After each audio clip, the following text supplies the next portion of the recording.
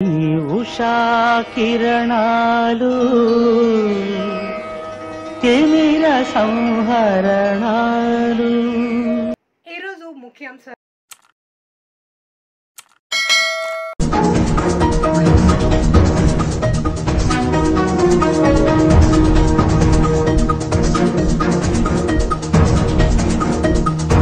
అవతల ధర్మయుద్ధం చేసేవాడు కాదు మన ప్రత్యర్థి. వాళ్ళకి తెలిసిన విద్య అడ్డంగా కొట్టడం, అది గమనిస్తూనే ఉన్నాం. అది ఈసీ కావచ్చు, ఇంకోటి కావచ్చు. దయచేసి ప్రతిదీ మా టార్గెట్ మనది ఇది అనే దృష్టిలో పెట్టుకుని దానికి తగినట్టు తెలుసుకోండి. అవతల వాడు ఏదన్నా తను అనుకున్నట్టు అడ్డంగా చేయకుండా అడ్డం కొట్టడం నాకు కావాలి, ఏమేమి ఉన్నాయో రూల్ పొజిషన్ దాన్ని చూసుకోవడం. మనది ఒకటి వాడు చల్లనోటుగా ఇది చేసే పరిస్థితి రాకుండా అడ్డం పడాలి. ఏమేం చేయొచ్చో దానికి మనకు కావాలి.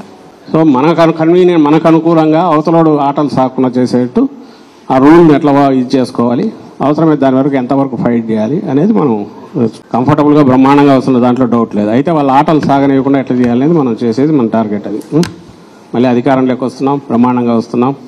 9న ప్రమాణ స్వీకారం ఉంటుంది, ఇందులో ఎలాంటి డౌట్ లేదు. అయితే దానికి ఏదో మనం వాళ్ళ ఆటలు సాగనించి వాళ్ళు పెట్టే జరిపే సైకలాజికల్ వాటన్నిటి మనం తట్టుకొని మనం ఏదో ఇది కాకుండా ముందు ప్రియంటివ్ వాళ్ళను ఒక్క ఆట కూడా సాగనివ్వకుండా ఏం చేయాలనే ఉద్దేశంతో మోర్ అలర్ట్గా ఉంటున్నాం. అది దృష్టిలో పెట్టుకోండి చేసిన. Okay then, thank you. DRK Times ఛానల్ని లైక్ చేయండి, షేర్ చేయండి, సబ్స్క్రైబ్ చేయండి. చివర్లో గంట నొక్కడం మర్చిపోకండి.